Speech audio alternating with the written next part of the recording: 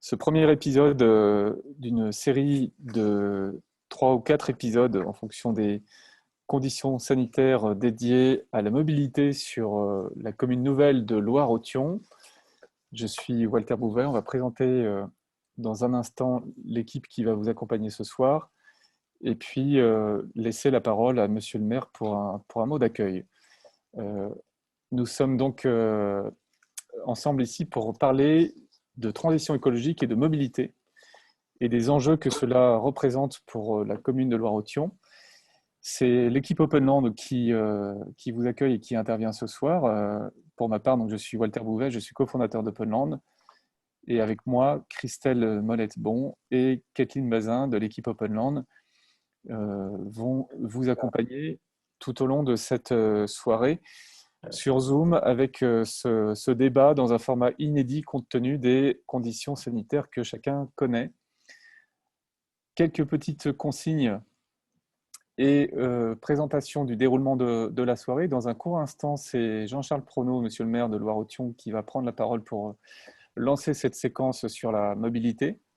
Et puis, nous aborderons différents sujets, dont les enjeux écologiques et leurs liens avec la mobilité, enjeux globaux, et puis on ira vers le local.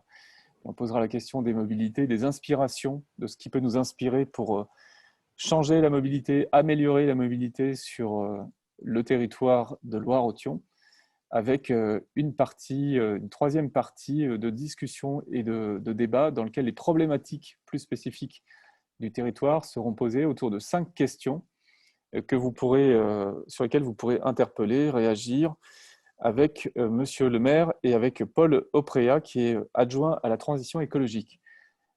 Et puis enfin, nous vous présenterons les prochaines étapes de ce processus qui se veut participatif et qui a pour objectif de dessiner collectivement la mobilité du territoire de votre commune nouvelle, qui elle-même fait partie d'une grande agglomération, la métropole d'Angers Métropole. Voilà pour les présentations.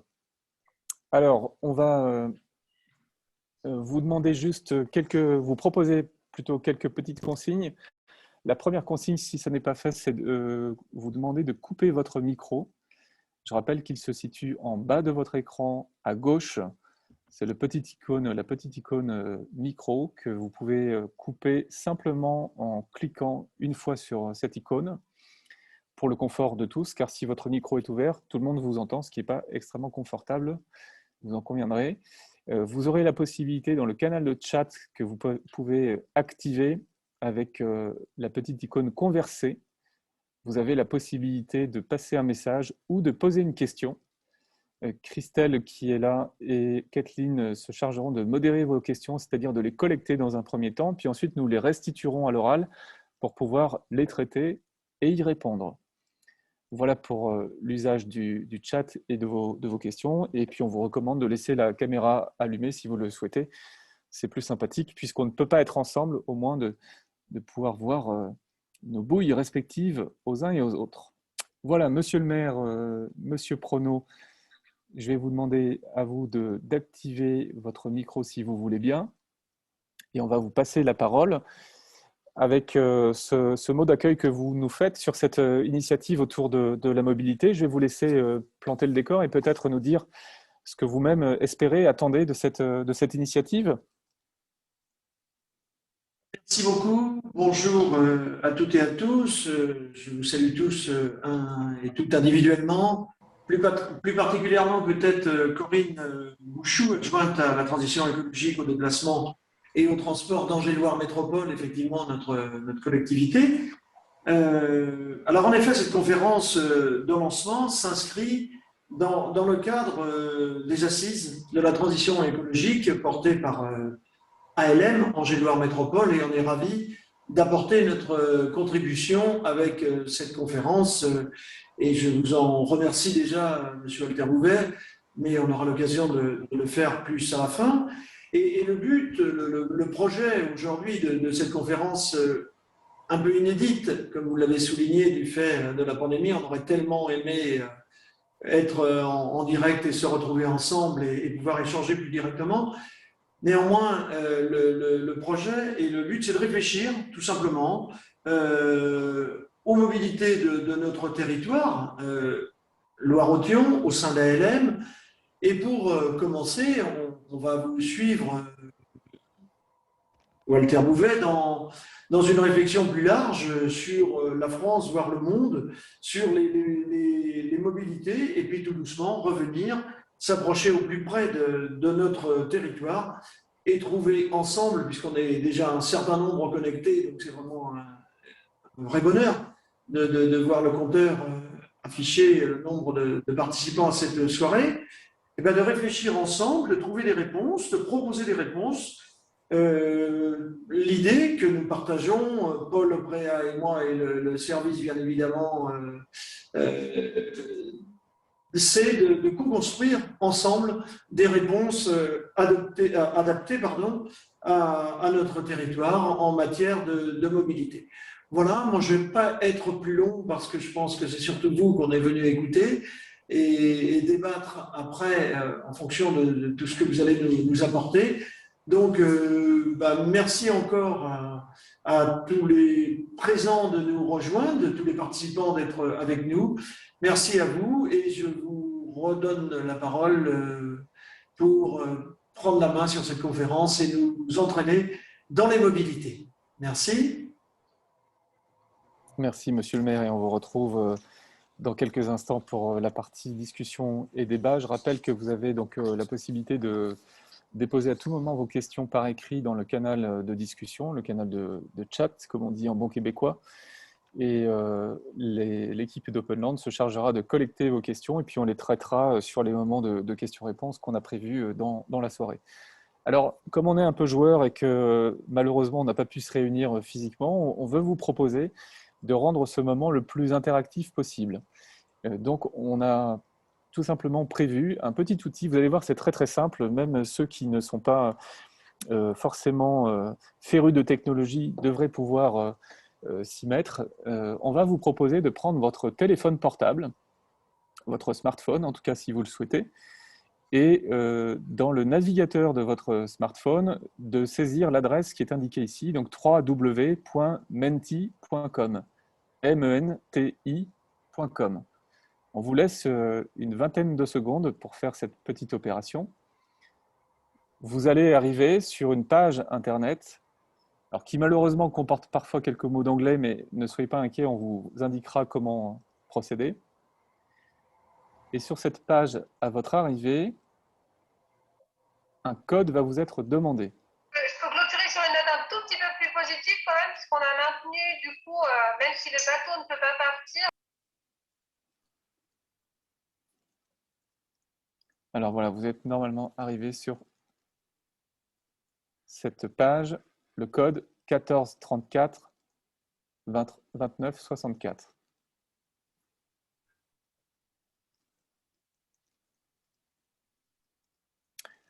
Et pour vous familiariser avec cet outil, on va tout de suite vous poser une première question, en un mot, en deux mots, en trois mots, comme vous voulez finalement. Quelle serait votre attente pour cette soirée? Il n'y a pas de piège. Voilà, ça peut être la curiosité, ça peut être l'enthousiasme, ça peut être changer de vélo ou de voiture, planter le décor, très bien.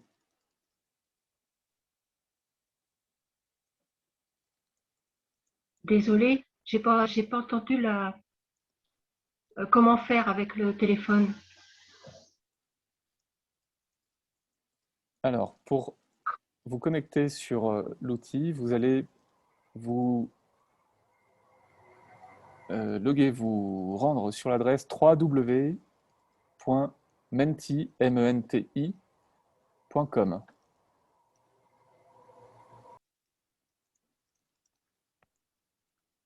Et sur cette adresse, lorsque vous y serez, un code vous est demandé, vous saisissez le code 14 34, puis 29 64.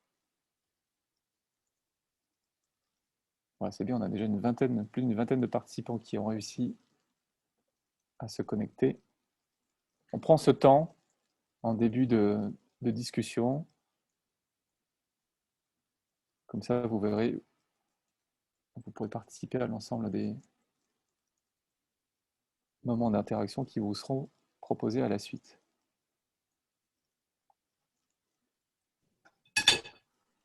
Ça tourne.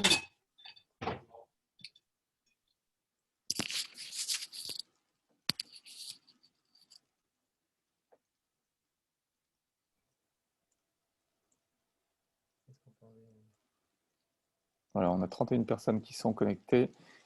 Alors, voir ce qui se fait déjà ailleurs, on va essayer de vous en parler. Développer les mobilités collectives sur notre commune, faire du vélo au quotidien entre les communes, tram vert, tram bleu, mieux se déplacer, prendre connaissance du sujet et des questions sur le territoire, les possibilités d'améliorer les transports entre Angers et chez nous pour les collégiens, les pistes cyclables pour tout le monde, co-construire les déplacements, avoir des idées, s'enrichir, aller au travail sans ma voiture, impulser un changement d'usage. Vous êtes manifestement très très motivés, c'est super. Proposer un projet, faciliter les déplacements entre les 7 communes. Voilà, de tout ça on va parler ce soir. Je précise que cette soirée est enregistrée et donc l'enregistrement sera mis à votre disposition si vous le souhaitez à la suite et vous pourrez conserver donc la trace également de ce petit questionnaire et des réponses que vous avez faites. Voilà, avoir un spectre de nouvelles idées. On va pouvoir avancer avec cette première partie que nous entamons tout de suite sur les enjeux écologiques. On a voulu vous brosser un portrait un peu général dans un premier temps pour savoir dans quoi s'inscrit ce travail sur les mobilités. Et donc, l'idée avec vous, c'est d'explorer les liens entre climat, biodiversité et mobilité. Alors, on a l'habitude d'être un peu taquin, donc on vous pose aussi des petites devinettes. La première, c'est à votre avis, quel est le poids réel des occupants de cette salle virtuelle? Vous n'aurez pas la réponse et on ne va pas vous demander de répondre tout de suite dans l'outil Mentimeter. Vous le gardez dans un coin de votre tête. C'est juste une petite devinette à laquelle on répondra en cours de route. Quel est votre âge en ppm? Vous serez sans doute beaucoup à nous dire qu'est-ce que ce sont que ces ppm. Même chose, ne vous inquiétez pas, on va vous expliquer. Et peut-être plus facile en apparence, combien d'arbres possédez-vous? J'en vois déjà qui se tournent vers la fenêtre pour compter dans le jardin. Voilà, on va pouvoir avancer et vous aurez les réponses à ces questions en cours de route. Alors la question qui nous est posée ce soir, quand on parle de mobilité, on peut parler d'infrastructure, et donc forcément, on se place sur un temps qui est long. On ne se place pas seulement à 3 mois ou à 1 an, mais on va parler de choses qui vont structurer le territoire et qui structurent et qui changent la vie, parfois pour longtemps, pour plusieurs années. Donc là, on essaie de se placer, de prendre un peu de hauteur et d'avoir un regard un peu long, donc de mettre en perspective cette question de la mobilité. Alors on la met en perspective dans un grand tableau, qui est que sur la question de la transition écologique, vous aurez sûrement noté qu'on voit se confronter les idées avec certaines personnes qui nous disent ben non, il n'y a pas de sujet sur la transition écologique, tout va bien, le monde est idyllique et tout va bien se passer pour les prochaines années, on va pouvoir continuer notre schéma de développement comme on le fait aujourd'hui. D'autres qui disent, et c'est le carré en haut à droite, oulala, tout va s'effondrer, c'est la catastrophe et on ne va pas s'en sortir. D'autres, peut-être en bas à gauche, qui nous disent la technologie va tout solutionner, nous aurons la réponse à tout, le numérique va nous aider, quitte à ce que nos vies soient ultra surveillées et que notre vie privée éventuellement en pâtisse. Et puis enfin, il y a ceux qui disent finalement, on va peut-être partir ailleurs. Et là, quand on parle de mobilité, on a des gens comme Elon Musk ou d'autres qui nous parlent carrément de partir en exode sur Mars. La question, c'est peut-être à bord de quel navire, de quel engin de transport. En tout cas, la question est posée, elle est posée aussi par ce dessin animé Wall-E auquel nous faisons référence ici. Si on veut être un peu plus sérieux sur ce sujet de la mobilité et ce sujet de l'écologie, ce que nous voulons partager avec vous, c'est que tout ça, c'est un défi. C'est un défi de société, c'est un défi humain que nous pouvons relever ensemble. Et sans doute que dans les 4 images qu'on vous a présentées ici, il y a des ingrédients à prendre et puis à laisser. Le monde que nous allons construire ensemble n'est pas seulement un monde fait d'angoisse ou de peur. Il n'est pas seulement fait de technologie, il est fait aussi de comportement. Il est aussi fait de volonté de changer. il est fait de bonnes idées et de bonnes énergies. Et c'est ça qu'on veut partager également ce soir avec vous. Alors, tout ça dans un contexte sanitaire dont on a parlé tout à l'heure, puisque nous avons collectivement décidé de ralentir un peu l'économie, voire de l'arrêter totalement. En tout cas, c'était le cas il y a un an, de ralentir dans cette période de confinement que nous trouvons ici sur notre chemin pour la 3e fois, qui nous oblige un peu à nous arrêter ou à travailler différemment. Et quand on a ces périodes, eh bien forcément, qu'est-ce qu'on fait? Entre autres, on se met à réfléchir un peu plus et on se questionne sur le monde dans lequel on vit, sur ce monde de production et de consommation qui est le nôtre, sur ce monde dans lequel, je dirais, tout le monde a la bougeotte, c'est le sujet ce soir, la mobilité. Mais alors, pas que nous, on a la bougeotte nous, mais ce que nous consommons, ce que nous produisons a la bougeotte aussi. Vous reconnaîtrez peut-être ici le flanc de ce grand cargo qui s'est échoué en travers du canal de Suez ces derniers jours et qui a bloqué une partie du commerce international. Voilà, c'est aussi un regard original sur la mobilité. Ce n'est pas la mobilité des humains, ce n'est pas la mobilité à Loire-Othion, mais c'est bien la mobilité de tout ce qui fait notre économie mondialisée, celle dont nous sommes des éléments de la chaîne et de cette grande chaîne du commerce mondial.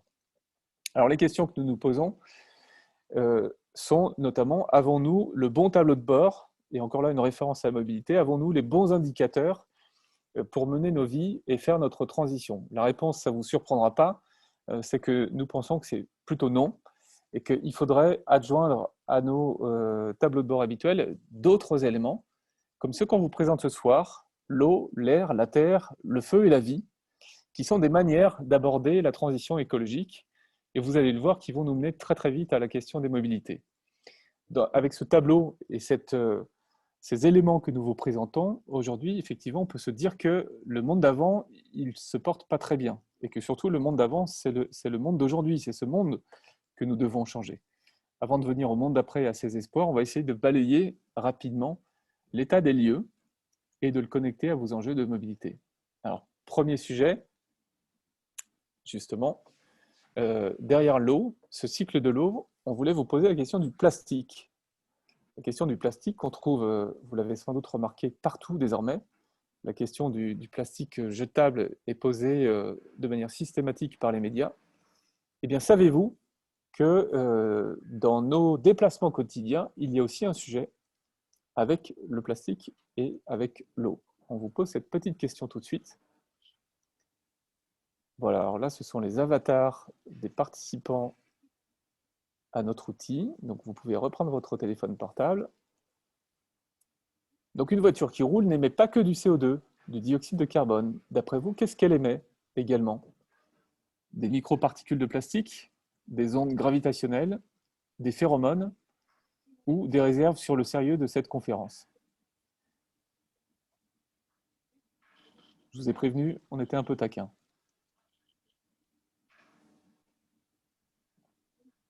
Voilà, il vous reste 7 secondes pour répondre.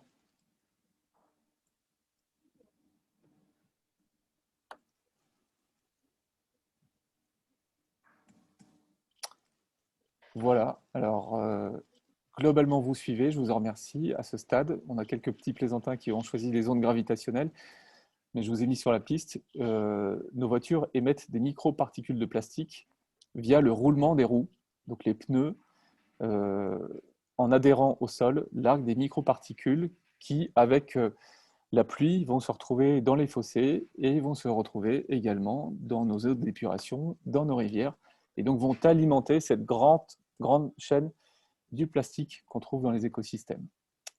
On va passer à la suite. Après l'eau, nous abordons la question de l'air. Et l'air, c'est le CO2. Et on veut vous poser cette question, le dioxyde de carbone, ce gaz à effet de serre dont vous entendez beaucoup parler, selon vous, et selon l'accord de Paris, quelle concentration en parties par million, en ppm, devons-nous atteindre pour le CO2, le dioxyde de carbone? Je conviens que cette question est un peu plus difficile que la précédente.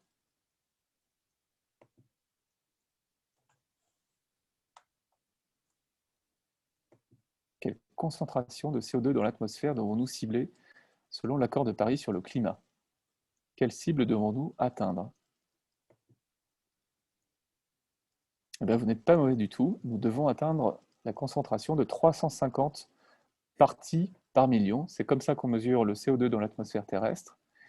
280 ppm, c'est une concentration qu'on n'a pas trouvée depuis longtemps, quasiment depuis les années 50-60, et même peut-être un peu avant. 412 ppm, c'est la concentration qu'on observe en ce moment même, voire un peu plus. Voilà, et on va continuer pour vous expliquer tout ça avec ce petit graphique qu'on trouve ici. Ce petit graphique qui est fait par la NASA. Alors, qu'est-ce que ça représente, ce graphique? Ce graphique représente la concentration justement de gaz à effet de serre, notamment de CO2 dans l'atmosphère. Vous pouvez voir que pendant des milliers et des centaines de milliers d'années, cette concentration a été assez régulière. Elle a oscillé dans une sorte de tunnel avec des changements climatiques, car plus le CO2 est présent dans l'atmosphère, plus nous avons un effet de serre et donc plus la planète se réchauffe. Aujourd'hui, et depuis les années 50, la concentration a quitté ce tunnel, a quitté le décor pour monter à des niveaux très élevés que je viens d'évoquer, de l'ordre de 410-420 ppm. C'est beaucoup trop. Et donc l'accord de Paris dit que nous devons retourner à 350 ppm. Et le visuel suivant va vous montrer ce que ça représente, le demi-tour que nous devons faire dans les 30 ans, d'ici à 2050, c'est que cette courbe doit redescendre très fortement, sachant que le gaz à effet de serre que nous émettons aujourd'hui est là dans l'atmosphère pour un grand nombre d'années, probablement pour une centaine d'années. Aussi, même si nous arrêtions aujourd'hui d'émettre des gaz à effet de serre, le climat continuerait de se réchauffer pendant 10 à 20 ans.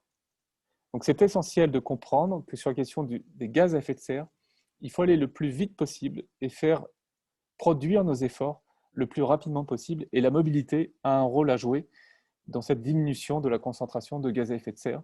Pourquoi est-ce qu'on veut atteindre 350 ppm d'ici à 2050? C'est parce qu'au-delà, la science nous dit que nous pourrions vivre dans une étuve et dans un monde où les aléas climatiques vont provoquer pas seulement des catastrophes, des canicules, des inondations, mais vont aussi dérégler tous les écosystèmes, c'est-à-dire l'agriculture, c'est-à-dire la façon de nous nourrir, c'est-à-dire la façon de nous loger également.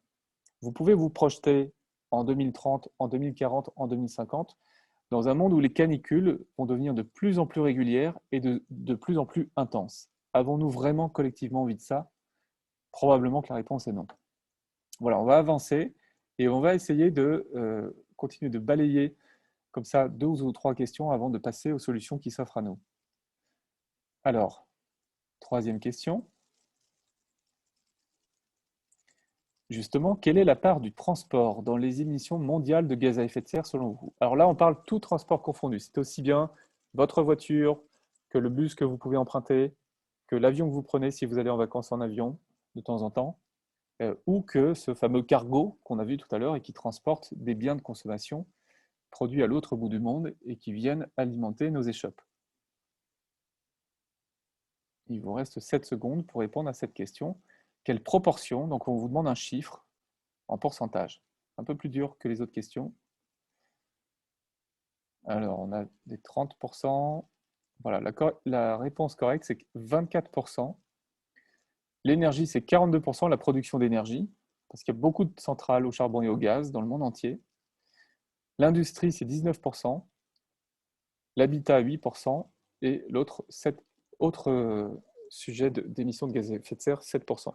Il y a une petite erreur sur l'habitat. Je pense que l'habitat, ce n'est pas 8%. On va vérifier ce chiffre et on va vous donner le chiffre ajusté s'il y a une erreur. On continue.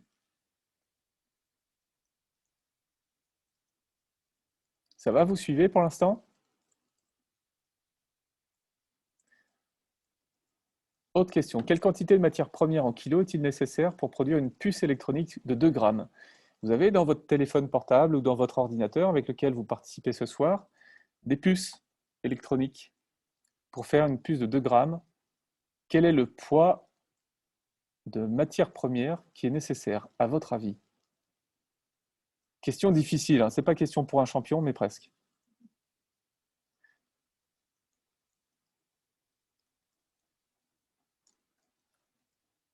Alors, on a 23 réponses.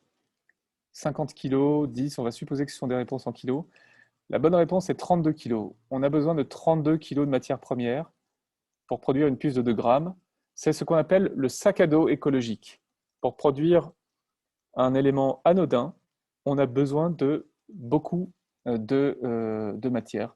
Donc l'intérêt, c'est que la matière, une fois qu'elle est produite, on a intérêt à la conserver et éventuellement à la recycler. Et on va en parler tout à l'heure. On va parler d'économie circulaire. C'est le cas de le dire avec les vélos. Vous allez voir comment. On va passer au sujet suivant.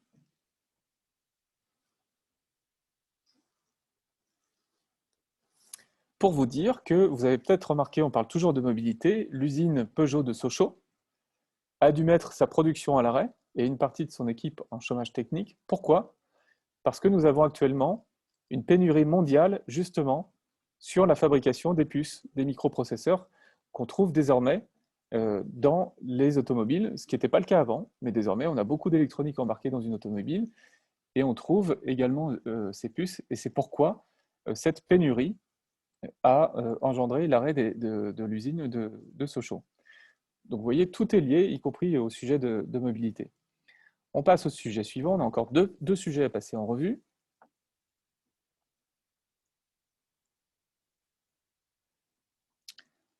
Et cette fois-ci, on parle d'énergie fossile, le gaz, le pétrole et le charbon.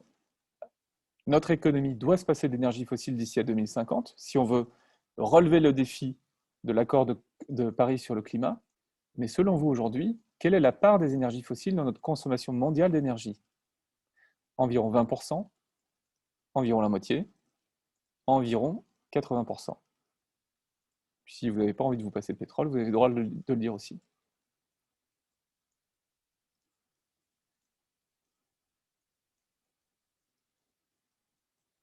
Voilà, on a une personne qui tient à ne pas se passer de pétrole et on respecte ce choix. Environ 80%, vous êtes sacrément fort. C'est la bonne réponse. Et bien on va continuer. Alors justement, puisqu'on parle d'énergie fossile, juste ce petit visuel, ce petit graphique sera le seul graphique de la soirée, je vous rassure. Vous avez ici la représentation en 2019 de la manière dont le monde a consommé de l'énergie.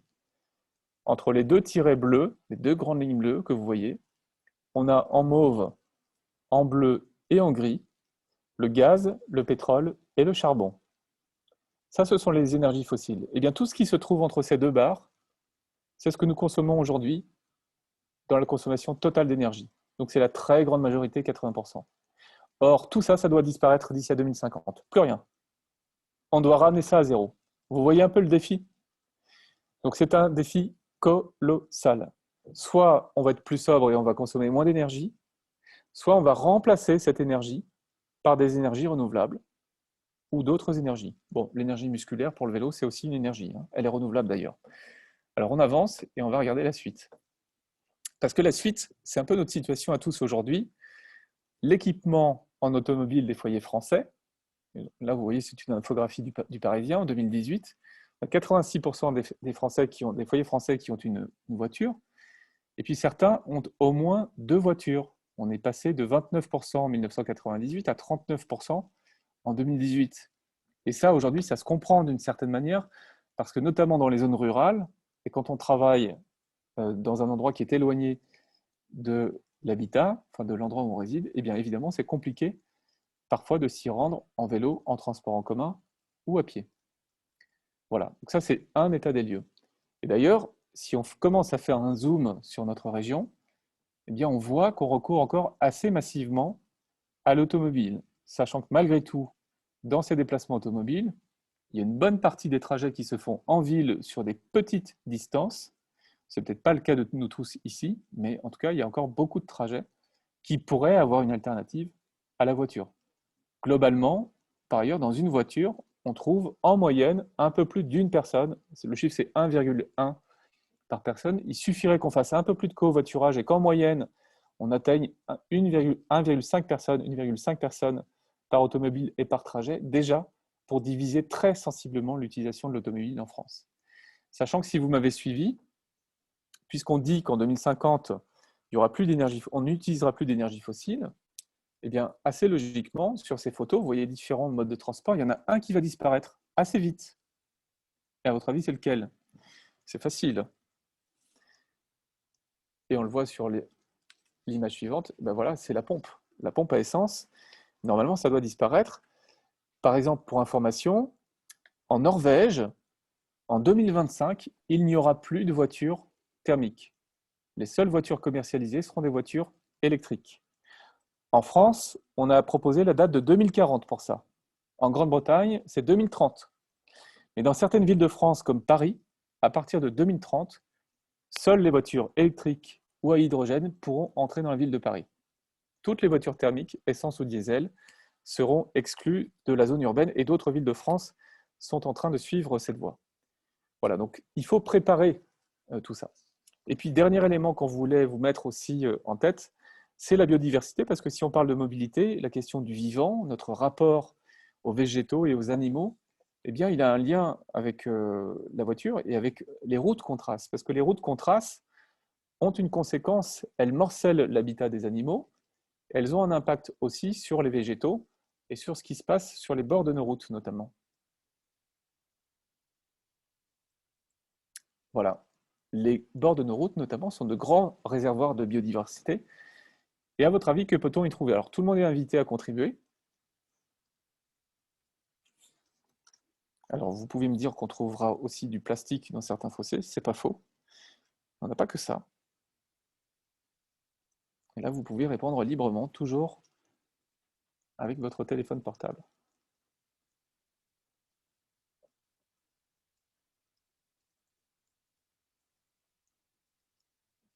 Alors, qu'est-ce qu'on trouve? Eh bien voilà, des insectes, des hérissons, des chauves-souris, du plastique, des pesticides, de la faune, de la flore, des orchidées. Savez-vous qu'on trouve des orchidées sur les bords des routes? Les talus et les fossés sont vraiment un réservoir pour les animaux et pour les plantes. Et vous aurez peut-être remarqué que depuis quelques années, les services de l'équipement qui passent sur les bords de route pour tondre les herbes folles régulièrement, eh bien, d'abord le font un peu moins souvent qu'avant, pour laisser toute cette biodiversité prospérer. Et puis, quand on tond, désormais, une partie de ces herbes folles est récupérée, parce qu'on a remarqué que quand on les laissait sur place, ça tendait à, comment dire, déséquilibrer la nature de ce milieu écologique.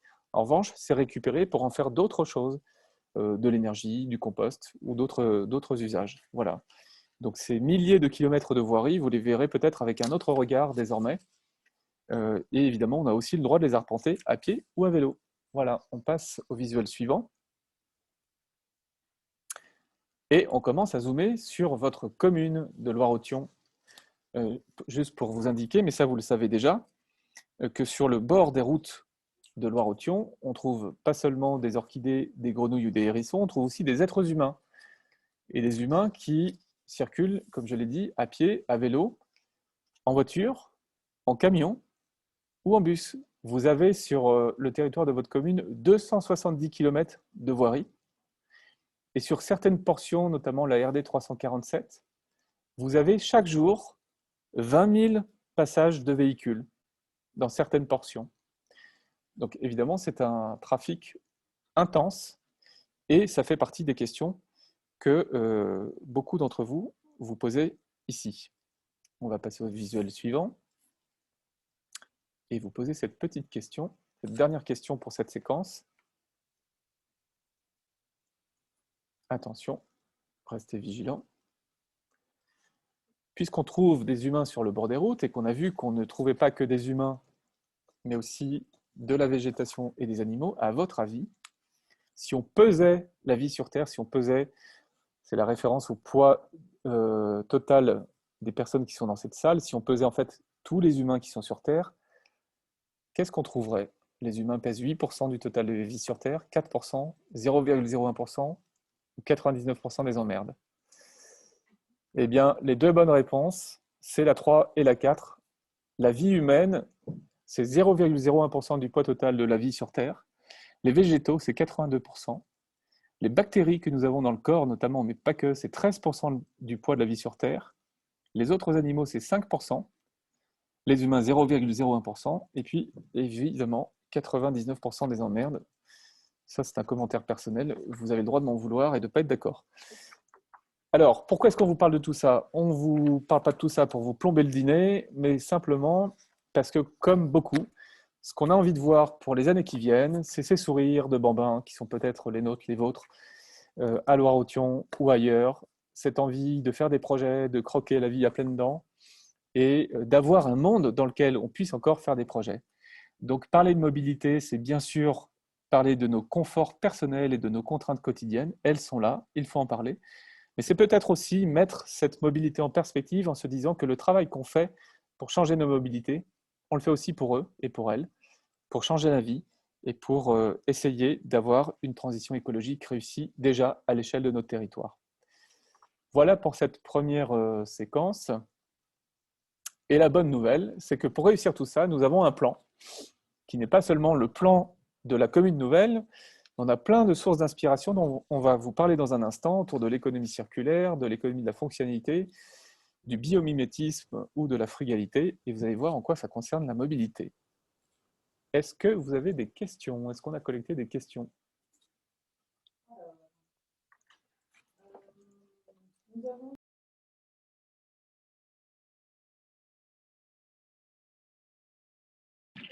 Nous avons eu une question en tout début de partie en ce qui concernait la co-construction annoncée par Monsieur le maire en introduction et ce qu'il en était en termes de marge de manœuvre, de marge de décision. Donc c'est vrai que avec le programme là, de ce rendez-vous, il y a, il me semble, 2 ateliers participatifs qui sont prévus avec les habitants volontaires, mais peut-être que Monsieur le maire a envie de répondre un peu plus précisément à ce commentaire qui a été fait.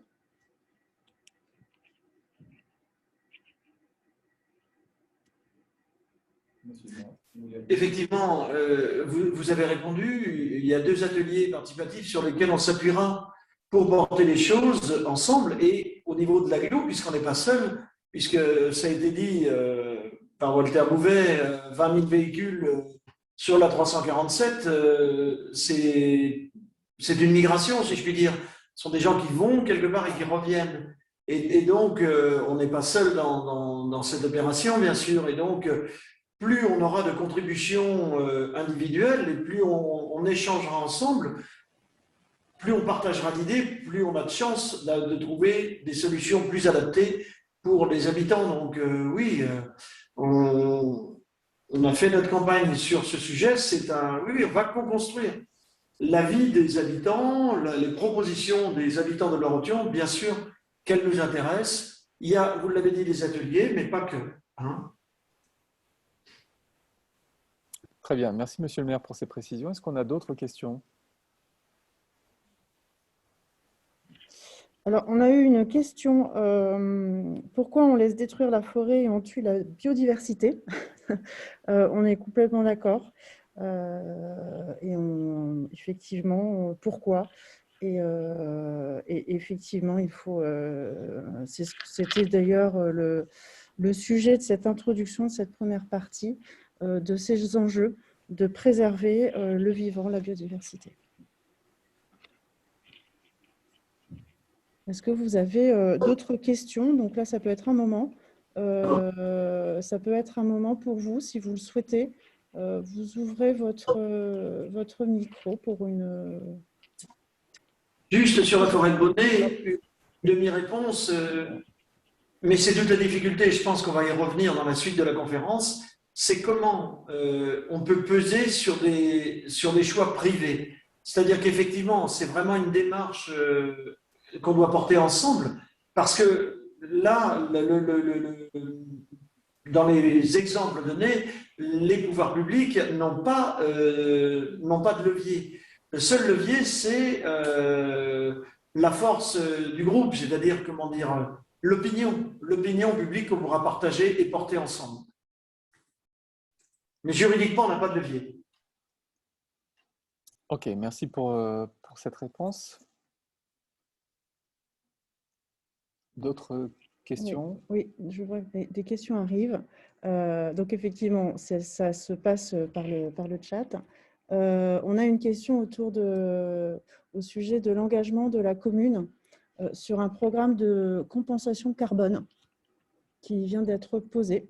Est-ce que la commune peut s'engager dans un programme? Alors, sachant que, juste pour préciser, on a plusieurs temps de questions-réponses dans la soirée. Là, l'idée, c'était qu'on concentre les questions sur la partie un peu constat qu'on vient de poser. On prend toutes vos questions Ok. et puis on va y revenir dans la deuxième partie qui sera consacrée spécifiquement au débat de Loire-Othion, si vous voulez bien. Donc, ce n'est pas du tout une façon de les écarter, hein, pas du tout. On les prend en note et on y revient tout à l'heure, si ça vous va. En revanche, s'il y a des questions sur la séquence qu'on vient de faire et de vivre, s'il y a une dernière question, on y va. Et sinon, on va entamer la deuxième séquence.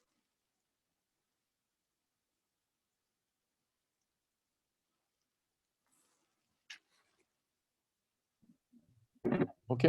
Eh bien, on avance. Alors, la question, c'est changer la mobilité, c'est bien sympa, mais comment on y va? Comment on fait concrètement pour y aller? C'est par où, comme nous le disons, le monde d'après? Alors d'abord, un petit clin d'œil. Avant d'être des cyclistes, des automobilistes, d'emprunter les transports en commun, on a un point commun, c'est Sapiens qui veut ça, c'est que nous tenons sur nos deux jambes. Voilà, nous sommes un bipède et que la situation, le plus grand dénominateur commun de nous tous, c'est qu'à un moment ou à un autre, nous sommes des piétonnes, nous sommes des piétons. Et que cette situation appelle des réponses, notamment le fait de trouver une mobilité adoucie, où que l'on soit. J'imagine que c'est le souhait pour chacun, pour pouvoir être en mobilité de manière sûre et en sécurité. Voilà, donc ce petit clin d'œil justement à ce que vous voyez, c'est pas une illusion d'optique, ou plutôt elle est volontaire, cette illusion d'optique. C'est un passage piéton qui existe, qui est dessiné en forme de 3D, de manière à être rendu plus visible. Mais c'était surtout un clin d'œil pour nous interpeller sur le fait qu'à un moment donné, nous ou nos proches sommes tous des piétons d'une manière ou d'une autre. Voilà, on va avancer parce que justement, en restant sur nos pieds, plusieurs aménagements ou idées d'aménagement sont possibles. Vous connaissez peut-être ou vous avez peut-être vu comment dans les rues scolaires et en lien avec l'ADEME, donc il y a une association qui s'appelle les rues scolaires d'ailleurs, qui travaille avec l'ADEME, travaille à la piétonisation des voies qui passent devant les écoles.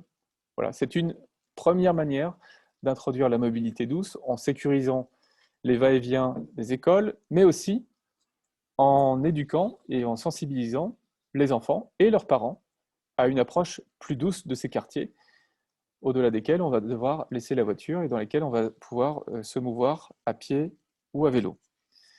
On a évidemment, et vous le connaissez sans doute, le ramassage scolaire à pied, c'est ce qu'on appelle le pédibus, quand un groupe de parents dont les enfants vont à la même école, aux mêmes horaires, se réunissent pour acheminer de manière régulière, comme une ligne régulière, mais une ligne piétonne, les enfants du domicile à l'école et de l'école au domicile. Ici, c'est un exemple qui a été pris sur la commune de Floirac.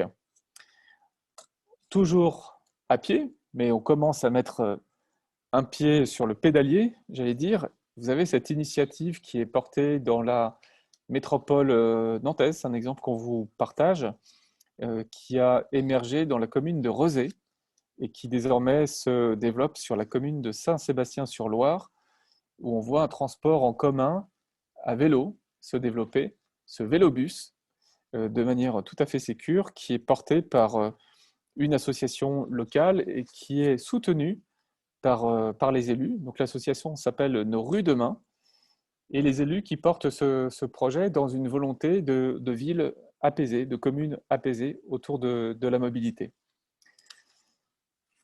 Voilà, ça c'est pour le fait que nous sommes tous des piétons.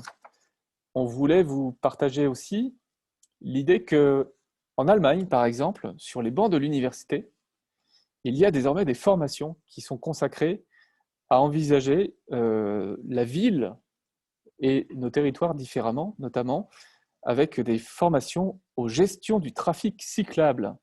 Vous imaginez ça? On avait des formations spécialisées en gestion du trafic automobile jusqu'à présent. Eh bien, désormais, on a des formations et des chaires de gestion du trafic cyclable.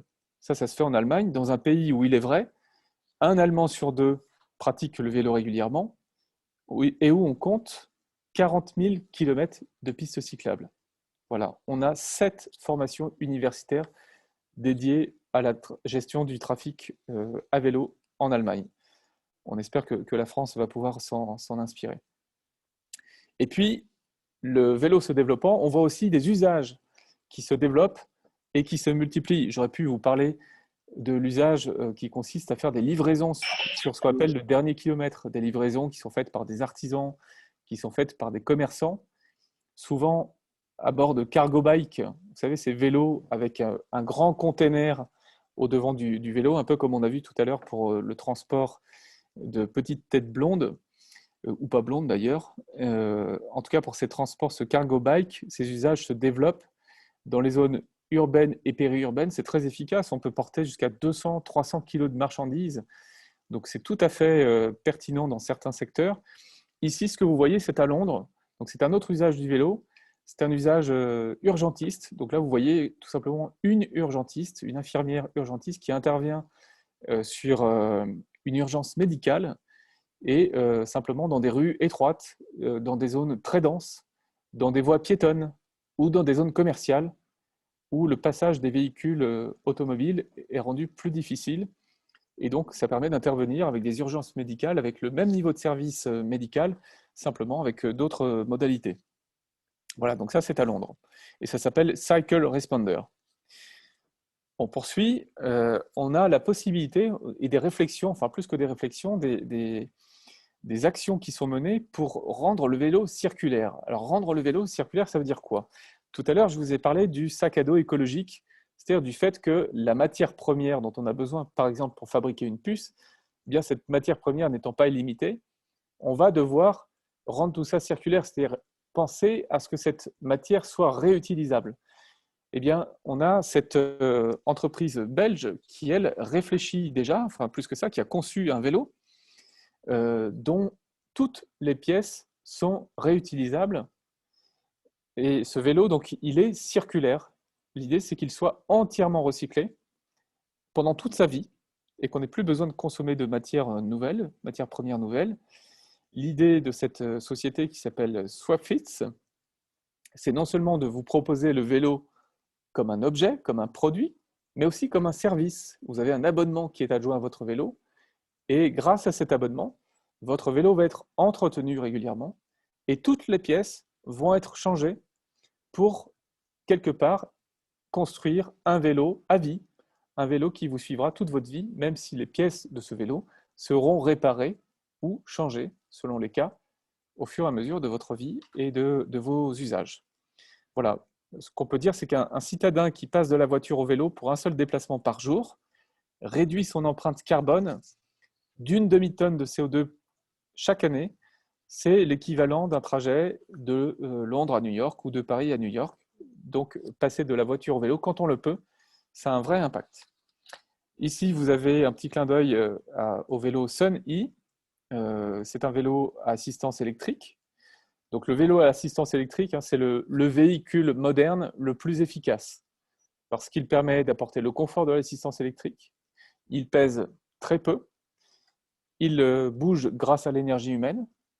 Il peut avoir un complément d'énergie électrique.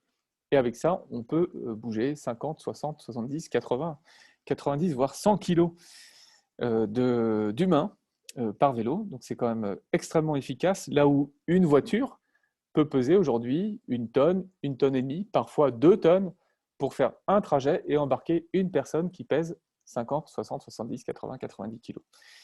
Voilà. Chacun ses choix, mais on sait que techniquement c'est possible. La particularité du vélo que vous avez vu, c'est qu'il se recharge à l'énergie solaire. Vous voyez, on ne manque pas d'inventivité et de solutions s'agissant le vélo. Et puis évidemment, l'idée c'est qu'on puisse faire du vélo, se déplacer à vélo à tout âge. Eh bien, si on transporte en sécurité de jeunes enfants, pourquoi ne pas transporter nos aînés de la même manière? Et ouais, il fallait y penser. Ça s'appelle Association à vélo sans âge, et c'est le droit tout simplement à nos aînés à retrouver cette sensation du vent dans les cheveux et de se déplacer ici ou là, sans forcément appeler un taxi, appeler un véhicule de transport en commun, mais de la manière la plus simple qui soit, à vélo sans âge. Voilà. Alors ensuite, d'autres innovations, comme ici, pour davantage de sécurité pour les piétons et les cyclistes, des LED, vous savez, ces lampes qui consomment peu d'énergie, qui s'allument et s'intensifient en fonction des passages des cyclistes et des piétons. Ça, c'est une invention qui nous vient du Danemark et qui permet de réduire de 77% la facture de l'éclairage public. Voilà, donc pas neutre sur les deniers publics et donc sur nos impôts. Évidemment, donc là on progresse, on est passé du mode piéton, on est passé au mode vélo, le mode vélo assistance électrique. Et évidemment, une fois qu'on a son vélo, si on veut peut-être rejoindre Angers Métropole ou une gare, bah, c'est pas si facile si c'est trop éloigné. Eh bien, on a dans d'autres pays, comme ici à Portland aux États-Unis, tout simplement des bus qui prévoient spécifiquement des emplacements pour les vélos, des vélos qui peuvent être des vélos pliables ou des vélos intégraux. En tout cas, cet usage est prévu, c'est prévu à Portland, c'est prévu au Québec. Il y a plein de villes dans le monde qui font déjà ça, pourquoi pas nous? D'autres idées. Ici, cette fois, c'est le bus à la demande avec le service Flexo qui a été créé dans une zone du département de la Gironde. Il s'agit de desservir des zones rurales ou des zones d'activité à partir d'une ligne existante. Et simplement, à la demande, le bus va pouvoir opérer un petit détour sur son trajet habituel pour aller chercher une personne ou un groupe de personnes.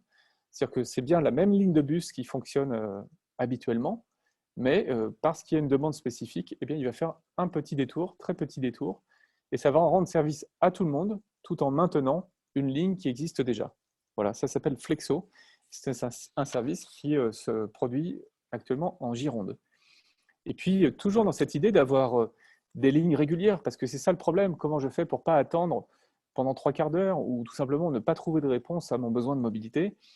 Eh bien, pour créer des lignes régulières, on a aussi l'autopartage, le covoiturage en tout cas, et c'est Start, une start-up start-up française qui propose ça, avec une première ligne régulière sur le territoire de Rennes Métropole, qui permet à des usagers, certains ont une voiture, de la proposer de manière très régulière à des piétons ou à des personnes qui n'ont pas de voiture et qui souhaitent covoiturer. Voilà pour ces inspirations issues d'autres territoires. Et puis, je vous ai dit tout à l'heure, on a un peu taquin, alors on voulait aussi apporter des solutions à la mobilité à grande distance, voilà, notamment pour ces paquets de marchandises que vous avez vus tout à l'heure sur le cargo Evergreen. Et bien, même pour ce cargo, il y a des solutions. Ici, c'est avec Airbus qui recourt à une solution qui s'appelle Airseas. C'est une entreprise de l'ouest de la France qui a fait des tests ces derniers jours du côté de Lorient, des tests qui sont tout à fait concluants. Il s'agit de mettre cette grande aile que vous voyez là, d'en équiper un cargo pour que ce cargo puisse fonctionner non seulement au fioul, mais aussi à voile, avec le vent, et en réduisant ainsi de 15 à 20% sa consommation de carburant. Voilà, donc ça c'est concret, ça existe, hein, c'est en cours de développement et en cours de test. Le dernier test a eu lieu à Sarzeau il y a quelques jours. Voilà, ça c'est pour la grande mobilité maritime. Et puis, un dernier petit clin d'œil, puisqu'on vous parlait tout à l'heure du scénario de l'exfiltration. On se demandait si avec Elon Musk, on n'allait pas partir tous sur Mars, puisque la planète deviendrait inhabitable. Eh bien, si on revient au début de la conquête spatiale en 1969, et lorsque le premier humain a marché sur la Lune, alors l'histoire dit que c'était un homme. Eh bien, l'histoire n'est pas tout à fait exacte. Ce n'était pas seulement un homme qui a marché sur la Lune, parce que d'abord c'était toute une équipe. Et ensuite, dans cette équipe, il y avait ce qu'on appelle un ordinateur de bord. Cet ordinateur de bord a permis à la navette Apollo de décoller, de naviguer, d'allunir, de déposer des humains, de revenir et de rapporter aussi 382 kg de roches lunaires. Et bien pour naviguer, cette navette avait un ordinateur de bord qui pesait, tenez-vous bien, 22 kg, donc il n'était pas très léger, mais en revanche, il avait une puissance informatique, elle, qui était très légère, de l'ordre de 4 kilooctets pour sa mémoire vive et de 72 kilooctets pour sa capacité de calcul, de stockage, pardon. 72 kilooctets, c'est l'équivalent d'une puissance informatique pour un email avec une pièce jointe. Donc, on était capable à l'époque, avec très très peu de ressources informatiques, de mener une mission spatiale extrêmement complexe, d'emmener des humains sur la Lune. Et tout ça, ça a été fait grâce au code informatique qui a été écrit par le laboratoire du MIT sous la direction de Margaret Hamilton, qui dirigeait cette équipe scientifique. Et donc, comme vous pouvez le voir, la vraie histoire de la conquête spatiale, c'est qu'il y avait des hommes et des femmes, et que cette conquête spatiale était très technique, mais aussi très légère sur le plan informatique. Voilà, de la féminité sur le plan du genre et de la légèreté sur le plan des matières utilisées. Voilà ce qu'était la conquête spatiale. C'est un grand clin d'œil à la manière dont l'humanité pourra peut-être se tirer de ce mauvais pas dans lequel elle est aujourd'hui embarquée, qu'on appelle l'Anthropocène, et auquel nous essayons chacune et chacun d'apporter nos réponses ici, notamment ce soir en parlant de la mobilité. Voilà, merci à vous. Ah oui, j'allais oublier quand même ce dernier sujet, puisque tout à l'heure on parlait de voitures électriques.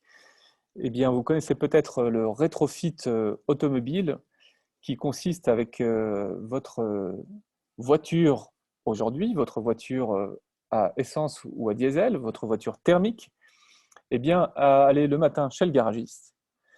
Ce garagiste transforme votre moteur thermique en moteur électrique. Il n'y a pas besoin de plus d'une journée pour faire cette modification, grâce à un petit kit électrique qui est désormais homologué par l'État français.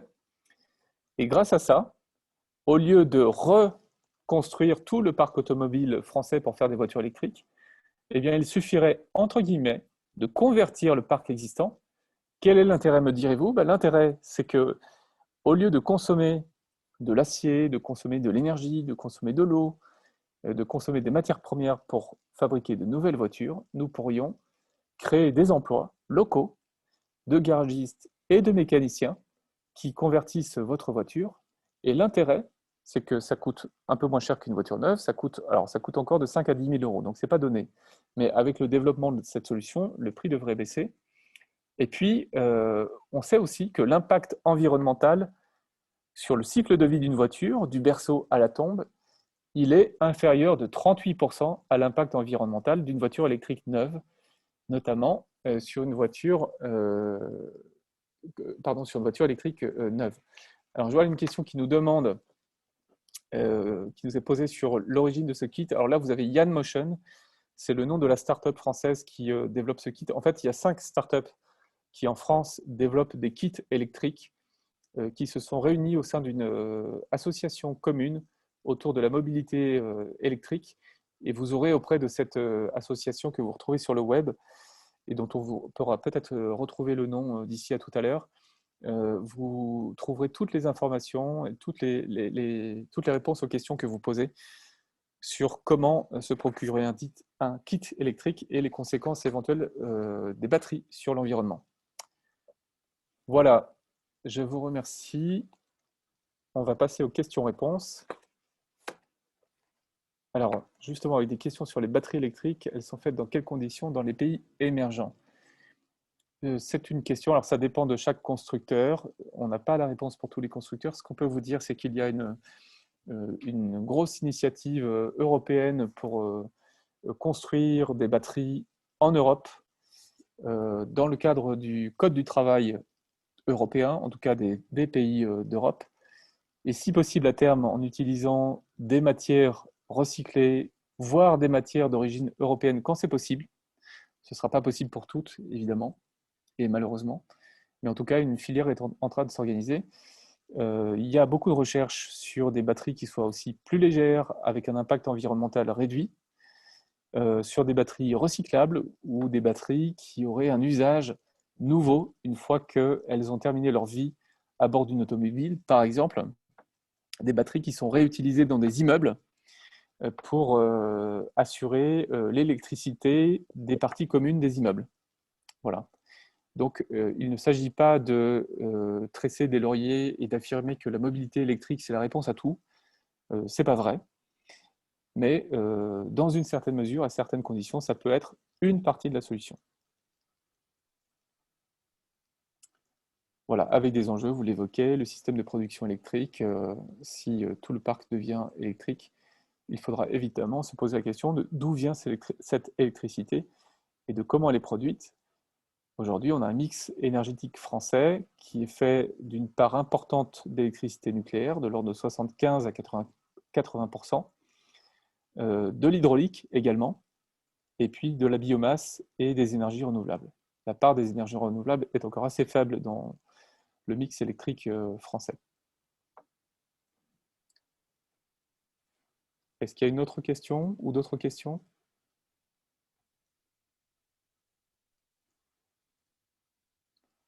Échanger l'énergie fossile en énergie électrique pose le problème des matières premières. Absolument, ça on en a parlé. L'avenir des batteries à détruire.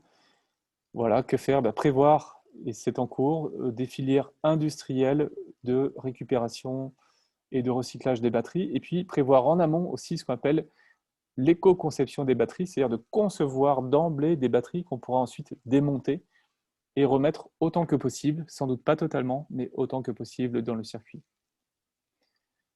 Voilà, alors il y a d'autres questions qui émergent là, qui sont liées au débat qu'on va ouvrir juste après. Est-ce qu'il y a une dernière question sur cette première partie de soirée et la partie plutôt rencontre-conférence? Oui, non? Pas de questions? Écoutez, on va ouvrir la deuxième partie et puis on va demander à Monsieur le maire ainsi qu'à Paul Oprea d'ouvrir leur micro et puis on va pouvoir commencer à traiter les questions qui sont posées. Voilà qui est fait. Paul. Voilà. Alors, Monsieur Oprea, est-ce que vous êtes avec nous? Je suis à côté du monsieur le maire. Ok, parfait. Très bien. Pardon.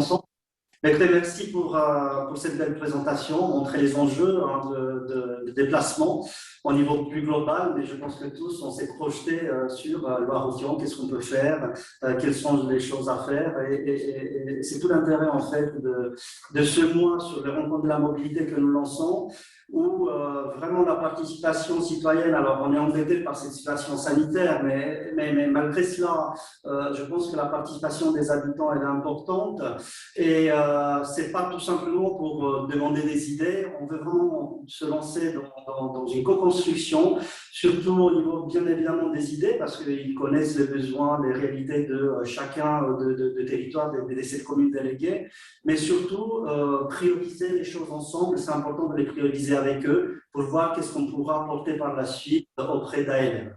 Voilà, en préambule. Très bien. Merci beaucoup pour ces premiers éléments. Alors, on a posé, en préparant cette soirée, on a proposé avec les services de la mairie 5 grandes questions. Donc déjà, on a noté jusqu'à présent, et Christelle les a prises en note et elle va vous les restituer, les grandes questions qui ont été posées ce soir. Et donc, on a 5 grandes questions qui sont tournées autour de la RD 347, autour du train, autour du vélo, autour des transports en commun. Et puis, j'ai oublié la 5e question qu'on va trouver un petit peu plus loin. Voilà, les transports en commun, la RD 347, le train, le vélo. Et voilà, en fait, il y avait toutes les questions. Donc, voilà les questions, enfin les grandes thématiques qu'on vous propose de traiter. S'il y a des questions qui sont périphériques, évidemment, elles sont les bienvenues. Je vais peut-être passer la parole à Christelle, qui va, messieurs le maire et monsieur l'adjoint, vous restituer ces questions pour que vous puissiez y répondre. Et puis alors, à vous toutes et à vous tous, le canal de conversation que vous utilisez brillamment reste ouvert, hein. Donc vous continuez à interagir. Il reste ouvert jusqu'à la conclusion de cette soirée. Donc on en a au moins encore pour une trentaine de minutes. Enfin, en tout cas, s'il y a de quoi discuter, on est là.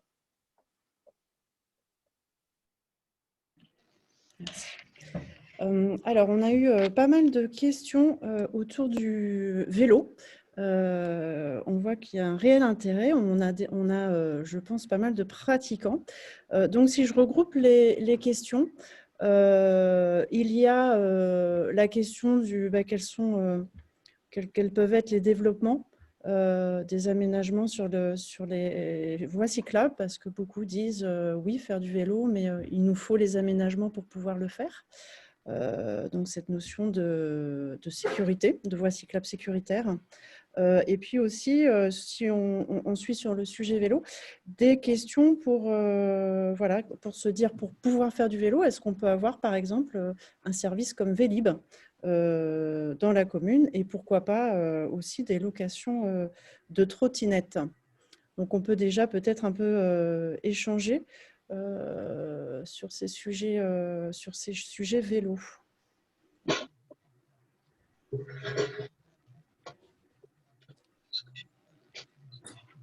Si Monsieur le maire, vous voulez aborder quels sont effectivement les projets des futurs aménagements cyclables, et si des choses sont prévues pour aider, pour inciter les habitants à aller vers le vélo ou à faire plus de vélo. Vas-y, commence. Oui, alors concernant ces différentes questions, ces différentes solutions déjà qui sont données par ceux qui ont posé les questions, le but de nos rencontres des mobilités, surtout pour le Forum citoyen du 29 mai, c'est d'essayer de voir un peu quels sont les enjeux. Alors effectivement, quelle est la place du vélo, quelle est la place que nous on veut donner. Bien évidemment, nous on a une petite idée, mais voir où sont les besoins avec les habitants, comment est-ce qu'on va se déplacer, identifier les points, un peu les points noirs de notre territoire, voir déjà ce qui existe, voir les endroits qui nécessitent un peu plus de sécurisation au niveau des routes. Donc tous ces éléments-là, c'est pour ça qu'on n'est pas nécessairement dans la réponse, si vous voulez.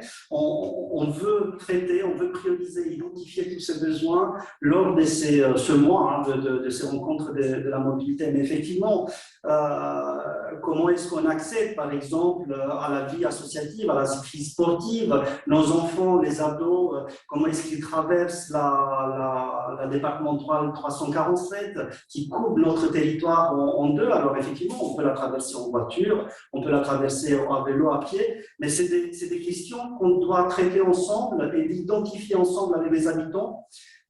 Mais par quoi on commence? Quelle est la priorité? Qu'est-ce qu'il faut réaliser en premier, en deuxième, et ainsi de suite. Voilà un peu les éléments de réponse. Donc rien n'est décidé pour l'instant. On est vraiment dans cette volonté de co-construction avec les habitants sans qu'on arrive avec les solutions déjà posées. Donc ça va se faire, si vous voulez, sous forme d'ateliers participatifs où j'espère qu'on sera les plus nombreux possibles. Et ensuite, effectivement, à travers ces idées, à travers ces priorisations, voir ensuite comment on peut porter ça auprès de l'ALM, comment on peut s'inscrire aussi dans le plan vélo qui est déjà acté par ALM, comment est-ce qu'il peut être appliqué sur Barotion. Donc ça va être dans un deuxième temps pour trouver ensuite l'application de ces différentes idées. Pour compléter, on peut aussi s'inscrire dans le fait que on ne fera pas d'aménagement routier type voiture sans penser les mobilités douces en même temps. C'est déjà le cas, hein. Les derniers aménagements, que ce soit que sur Brun, sur l'Audion, sur Andorre ou sur Saint-Mathurin, à chaque fois, en même temps que les déplacements automobiles, les déplacements vélo ou un peu plus doux sont pris en compte. Donc ça, on s'engage à le faire. Chaque fois qu'il y aura un aménagement, on pensera le vélo. Ce que moi, ce que j'ai vu aussi, que vous nous avez présenté tout à l'heure et qui est très intéressant et qui est un point qu'on commence à travailler, on l'a fait sur la Daguenière, mais il faut qu'on le fasse vraiment partout, c'est la sécurisation des abords des écoles. Vous nous l'avez montré avec force et là, parce que, enfin, vous le montrez bien, la conscience du fait que prendre sa voiture pour emmener ses enfants à l'école le matin, c'est sans doute un non-sens. Et que ça, il y a d'autres façons de faire, mais il faut qu'on travaille ça avec les parents, bien évidemment, avec les habitants, pour rendre les écoles beaucoup plus accessibles au vélo. J'ai vu passer tout à l'heure une question sur les indemnités vélo. Alors, il y a une aide pour tous les habitants de Loire-Othion. Il y a une aide à l'achat de vélos électriques qui est de 200 € par famille.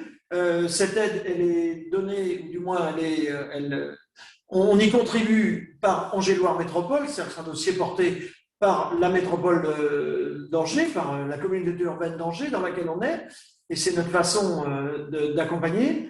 Et puis, un peu pour le petit clin d'œil, on a voté la semaine dernière en conseil municipal, pas la semaine dernière, en début de semaine, pardon, avant-hier, on a voté des accompagnements à la mobilité pour nos agents. Pour les agents de Loire-Othion, on ne peut pas actuellement porter des choses qui seraient dans le privé parce qu'on n'a pas cette possibilité. Mais pour les agents de Loire-Othion, on a voté des forfaits de déplacement de mobilité à partir du moment où les gens vont en covoiturage, en vélo, etc. Ça a été voté mardi soir, donc c'est vraiment très récent. Et on espère que, parce que vous l'avez sous-entendu, Monsieur Bouvet, moi je crois à la force de l'exemple aussi, quoi. Donc il faut que la collectivité, je ne dis pas qu'elle va devenir vertueuse et tout faire, mais on va essayer d'être dans des trajectoires qui permettent à d'autres personnes de s'identifier. Les pistes cyclables, bien sûr, Paul a répondu en partie. C'est pas le coût peut être très cher, donc il faut qu'on fasse très attention et qu'on mette le curseur au bon endroit, quoi. J'ai le souvenir d'une piste cyclable de 1 km, 2 km à peine qui, pour le moment, qui se chiffre à 600 000 €, quoi. Donc il faut qu'on voit comment on peut ramener ça, parce que même si ce sont des opérations sur lesquelles on est aidé, vous l'avez fort bien dit tout à l'heure, on reste sur de l'argent public.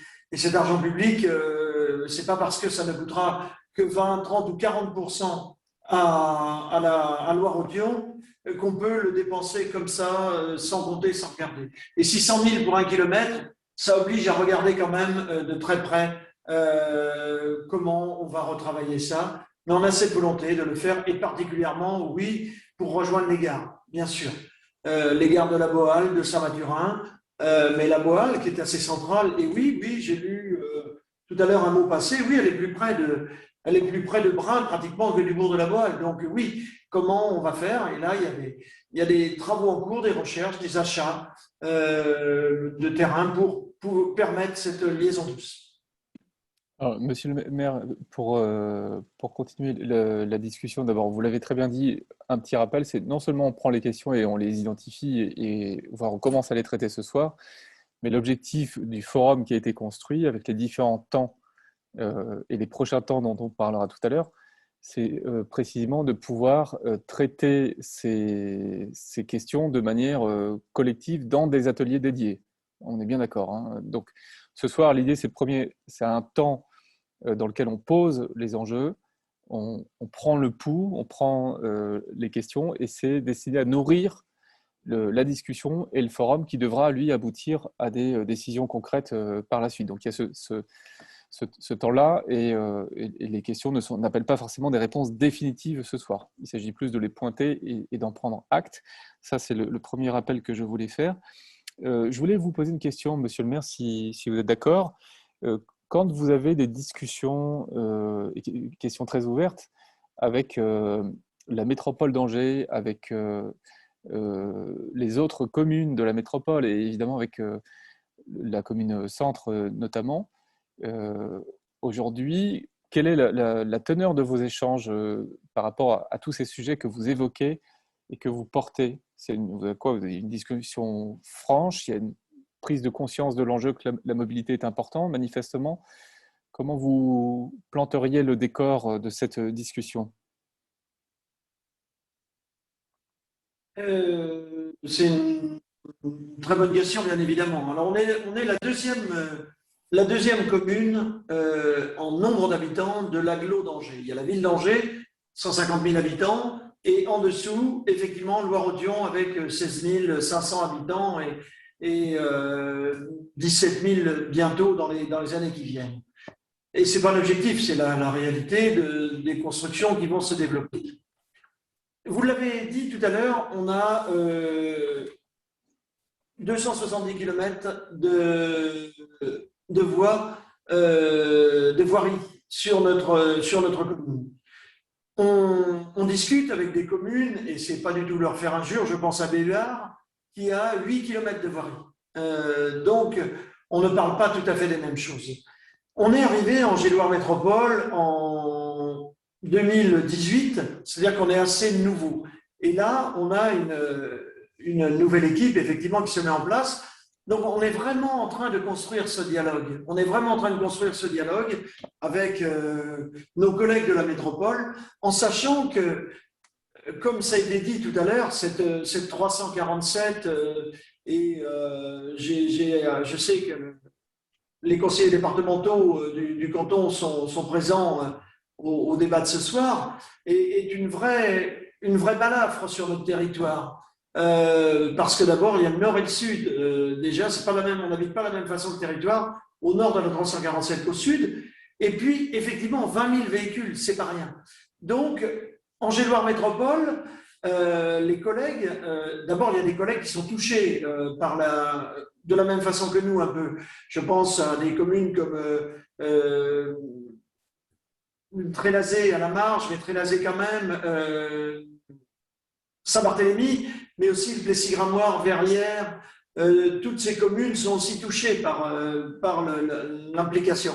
Donc, on peut réfléchir à plusieurs et trouver des solutions à plusieurs pour essayer de faire que ce soit plus fluide et que les trajets pendulaires du matin et du soir soient faits ou puissent être remplis, par exemple, par des transports en commun, bien évidemment. Que les voies cyclables, et je suis d'accord avec une remarque de Claude Janto tout à l'heure sur le fait qu'on peut penser piste cyclable, on peut penser aussi d'autres voies douces qui existent déjà, mais qu'il faut peut-être qualifier comme étant des voies vélo. La piste cyclable n'est pas l'alpha et l'oméga du développement vélo. Il y a peut-être d'autres itinéraires. Et je crois que réellement, Loire-Othion, deuxième commune, a une spécificité qui est le mouvement pendulaire vers Angers, comme beaucoup, mais on a du poids.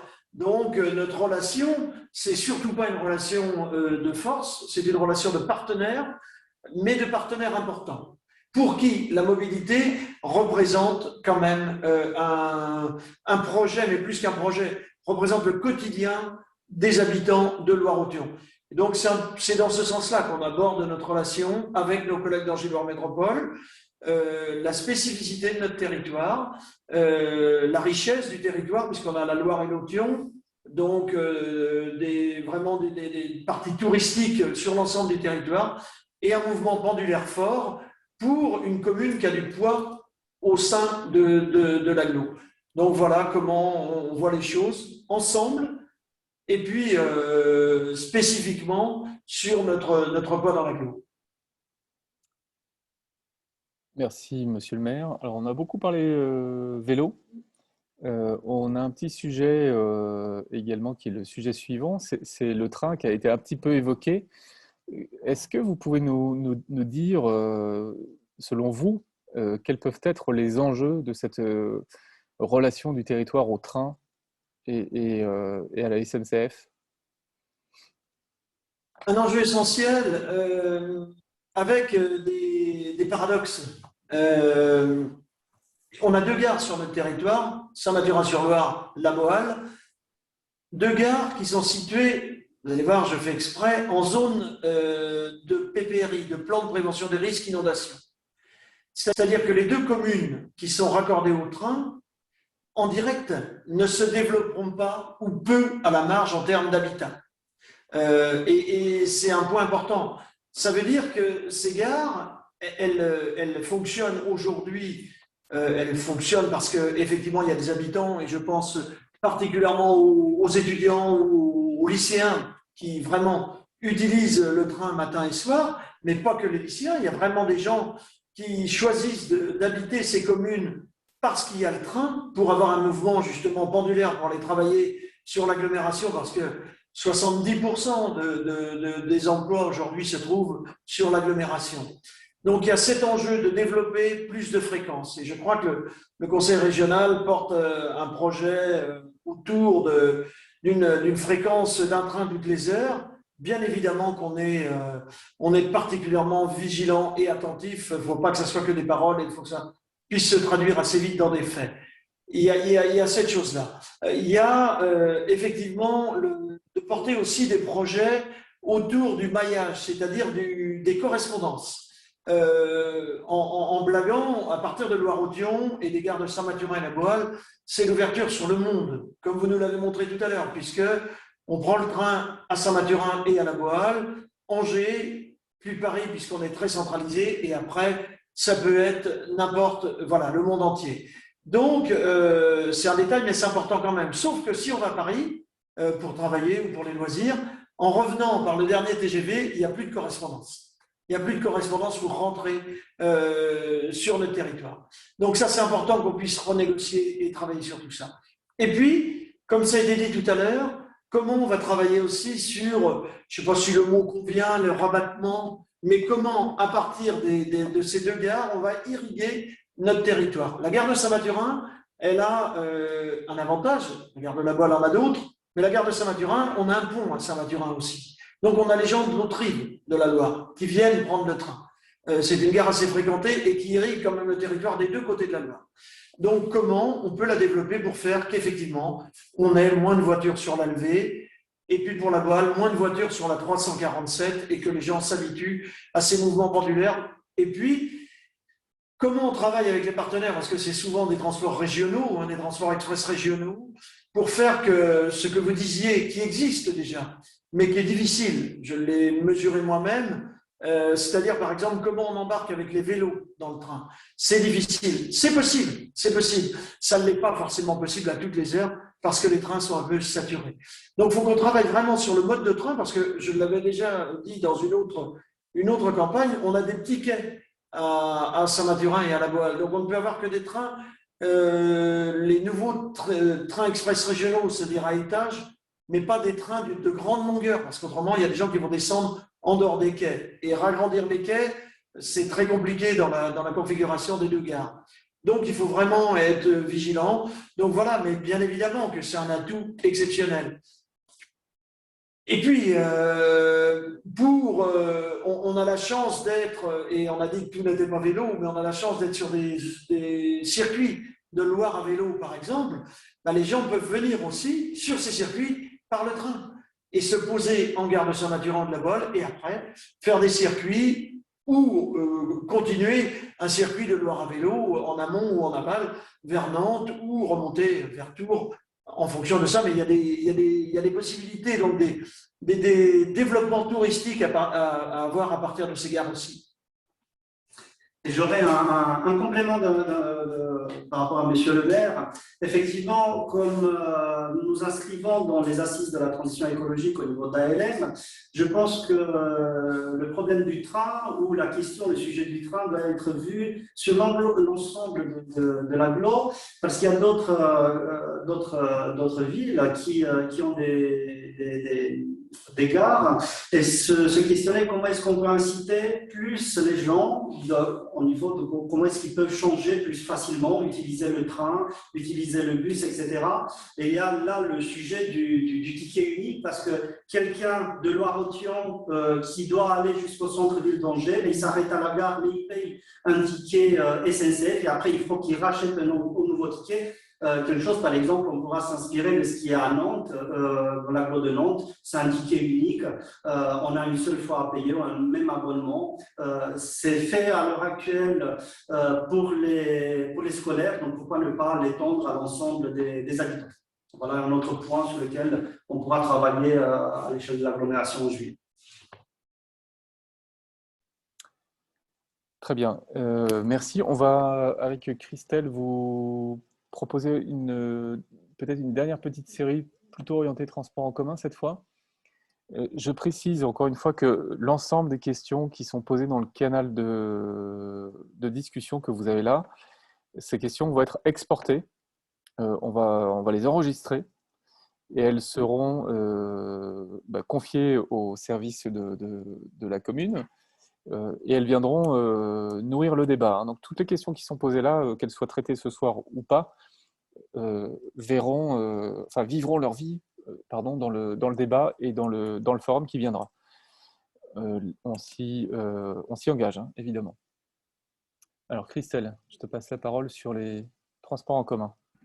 Oui, tout à fait. Alors, on a eu notamment pas mal de réactions, commentaires plutôt positifs concernant l'idée du bus à la demande.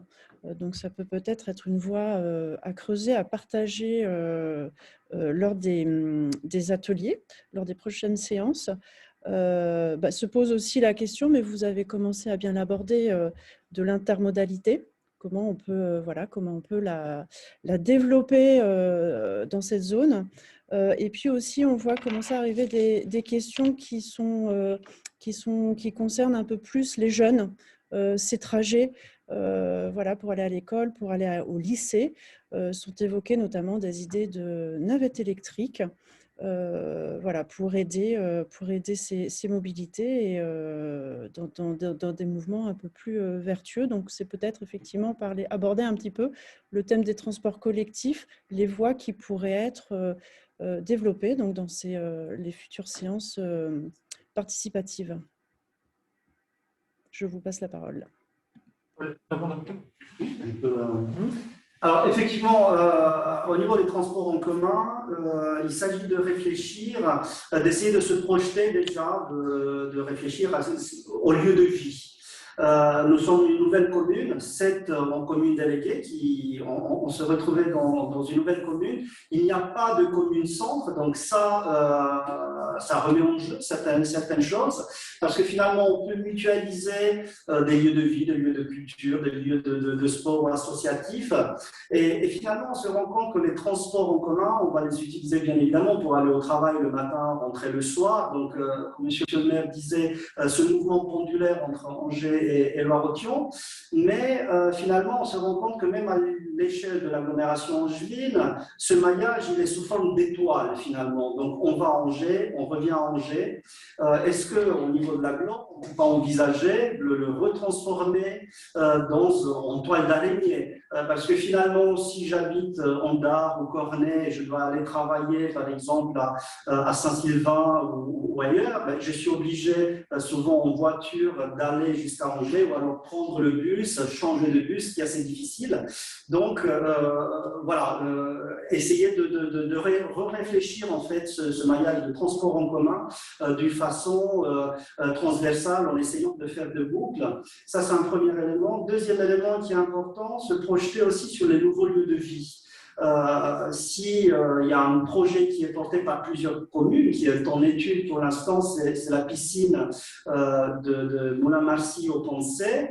Ça touche quasiment Loire-Othion, mais pour l'instant, il n'y a pas de ligne qui va jusqu'à cet endroit-là. On est obligé, même si on est à quelques kilomètres, de changer plusieurs lignes. Voilà.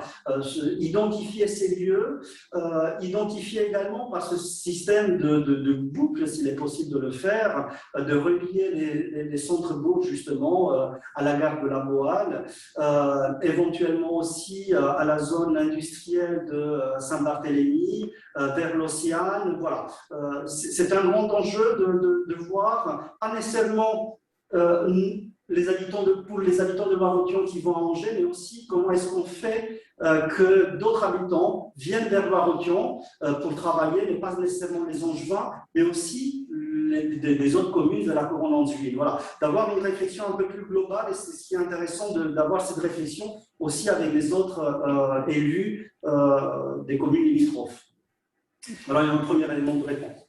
Avec un tout petit complément de ma part, mais vraiment léger, parce que Paul a dit déjà beaucoup de choses. Effectivement, 70% des emplois sur Angers, 30% chez nous quand même. Ça veut dire qu'entre autres, nous sommes un territoire qui accueille beaucoup de saisonniers, de gens qui viennent travailler dans les pépinières, dans le maraîchage, et j'ai presque envie de dire de plus en plus. Et ces gens-là, comment on peut les amener sur notre territoire et les ramener après? Parce qu'effectivement, ce mouvement pendulaire existe de Loire-Authion vers Angers, avec des retours, mais quand même. La fréquence, bien sûr, elle est plus vers Angers que d'Angers vers notre commune, mais il y a des besoins. Et donc là, il faut qu'on travaille ensemble sur comment on peut répondre à ces besoins de main-d'œuvre qui aujourd'hui se déplacent avec des véhicules, pas forcément, je pense qu'il y a beaucoup de covoiturage et de choses comme ça, mais voilà, on a un vrai sujet là aussi pour peser dans le débat, parce qu'il y a de l'emploi saisonnier, ce sont des emplois rémunérés bien évidemment, saisonniers, mais ben voilà, on sait aussi ce que ça représente. Donc le transport en commun est certainement l'une des solutions pour que tout le monde s'en tire correctement. Je pense que les employeurs qui participent à la taxe transport vont nous accompagner et vont être sensibles à ces projets, de dire on accompagne les gens pour venir travailler sur notre territoire. Oui, la mobilité comme aussi un argument de qualité de vie et d'accès au travail, évidemment. Alors, un point en avance d'un cran, est-ce qu'on a le visuel suivant? Voilà, la question de 347. Avec pas mal de questions sur cette 347.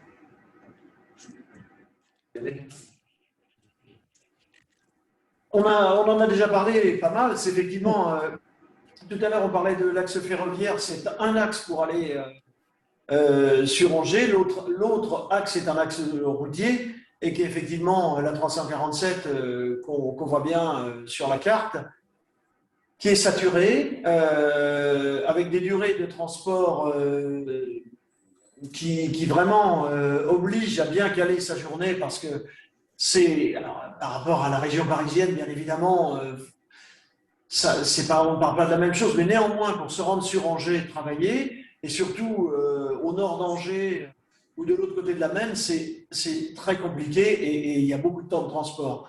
Donc, beaucoup de dépenses énergétiques, beaucoup d'atteintes à la transition écologique, parce que les voitures sont à l'arrêt ou vont plus vite et repartent et redémarrent et reviennent. Enfin voilà, on a une vraie difficulté là. C'est, je l'ai dit, quelque chose qui est porté depuis déjà un certain temps par les conseillers départementaux, parce que c'est un axe départemental. On est en train de mettre en place une réflexion, je l'ai dit, avec nos collègues d'Angers-Loire Métropole, mais aussi avec les communes situées plus en amont. Je pense à Mazémilon, à Beaufort et jusqu'à Longuet. Comment on réfléchit cet axe, parce qu'il y a des constructions qui se développent, donc ça veut dire que demain il y aura plus de véhicules. Donc comment on réfléchit les mouvements des voitures, mais aussi l'augmentation des transports en commun à l'aller et au retour sur cet axe. J'ai vu des suggestions passer. Il faudra qu'on regarde. Et puis au nord de notre commune, on a aussi l'autoroute A11 et comment on rejoint toutes ces zones-là. C'est beau.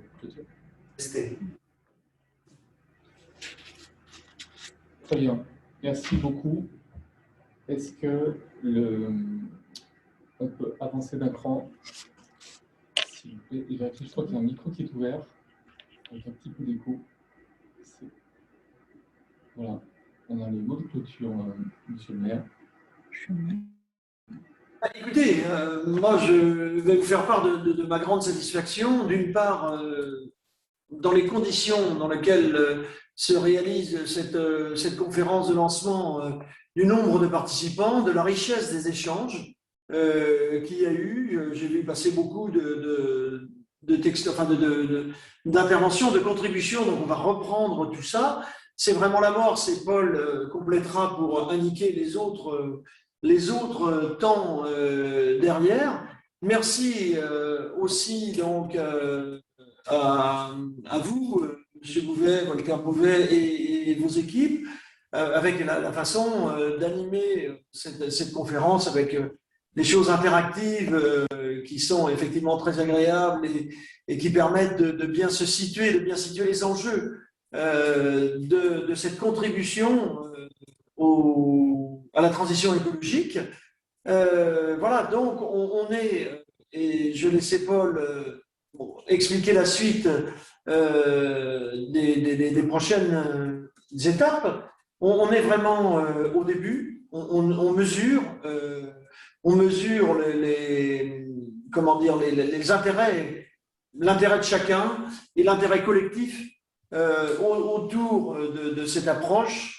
On en est ravis, bien évidemment, tant mieux, ça c'est bien. Donc moi, je vous remercie, l'équipe de Podland, de nous avoir permis ce temps.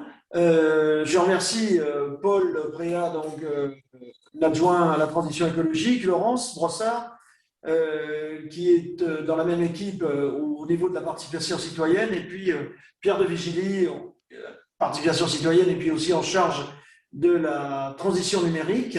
Merci aussi aux services qui ont contribué, aux services de l'audio qui ont contribué à la réussite de ce premier temps. Voilà.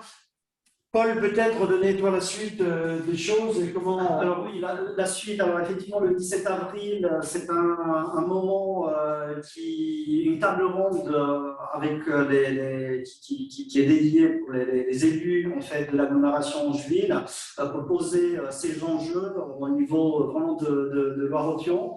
Après, espérons que les conditions sanitaires nous le permettent. C'est le 20 mai, un moment de rencontre pour poser ensemble justement de façon un peu plus poussée que ce que nous l'avons fait aujourd'hui sur tous ces enjeux, sur tous ces grands chapitres que vous avez très bien présentés ici. On veut le faire une grande semaine avant le forum ouvert pour qu'on puisse se préparer, pour que les personnes, les habitants puissent commencer à travailler un peu, à se projeter, à bien assimiler ces enjeux pour que le 29 mai, nous espérons pouvoir faire ce forum ouvert. Alors, c'est un forum, en fait, qui n'est pas, pour ceux qui ne connaissent pas le format, c'est pas une conférence, en fait. Plus il y a du monde, mieux c'est. On peut être des centaines de personnes. On va travailler, c'est un moment de travail. On va travailler par groupe. C'est vraiment une méthode de faire ressortir le mieux de ce qu'il y a au niveau de l'intelligence collective. Donc, plus on est nombreux, mieux ce sera. Et puis, justement, chaque groupe va identifier les priorités, va identifier les bonnes réponses, les bons outils pour qu'on le fasse finalement d'une façon collective, qu'on construise. Il y aura un rendu, bien évidemment, un livre blanc qui sera donné. Et avec ce livre blanc, on pourra justement, fort de cette participation citoyenne, porter ces projets-là auprès de l'agglomération angevine. Donc, le 29 mai, bloqué dans vos agendas cette journée, c'est vraiment toute la journée, le matin à l'après-midi, ce moment de travail. Et si le 29 mai, nous serons toujours, j'espère que ça ne sera pas le cas, si nous serons toujours en confinement, on verra comment on peut le reporter parce que c'est vraiment un moment où il faut qu'il ait lieu en présentiel. Donc voilà, un peu sur ces moments-là. Encore une fois, merci pour votre présentation, merci pour votre participation à ce soirée.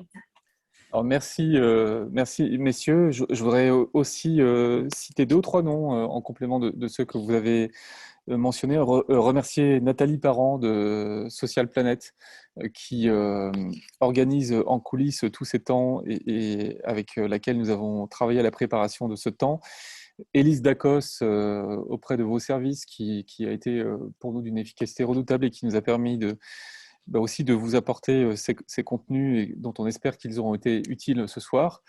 L'équipe Openland avec Kathleen Bazin et Christelle Molette qui ont activement participé avec moi à la préparation et à l'animation de cette conférence, et puis toute l'équipe Openland qui s'engage aussi sur ces sujets qui vous tiennent à cœur. Et puis à vous toutes et vous tous, vous redire que donc, la trace et vidéo et texte donc, de vos échanges, de vos questions, et je suis vraiment très enthousiasmé par toutes vos propositions. Enfin, les contributions dans le forum ont été très nombreuses. C'est un débat qui est riche et ça promet donc des ateliers extrêmement nourris à venir. Donc, un grand merci à vous. Et ce que je vous propose, si vous êtes d'accord, chacune et chacun qui est derrière votre écran, c'est de réfléchir à un mot avec lequel vous partez ce soir après cette rencontre, et puis simplement d'écrire ce mot dans ce canal de discussion voilà, qui est là. Et vous allez voir, c'est très sympa. Si chacun contribue, vous avez été 70 personnes à peu près à participer à ce temps, eh bien de laisser ce mot qui donnera aussi la tonalité de ce que vous attendez, de ce à quoi vous voulez contribuer pour la suite. Voilà. Et puis, monsieur le maire, le protocole oblige, je vous laisse évidemment le dernier mot. Le dernier mot, il est écrit au tableau. J'ai envie de dire, c'est vraiment un grand merci à tout le monde.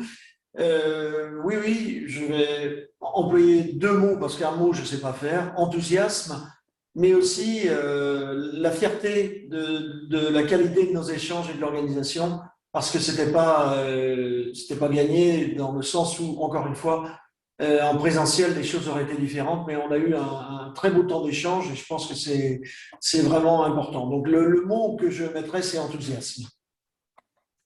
Merci à tous et bonne soirée. Bonne soirée. Merci. À bientôt.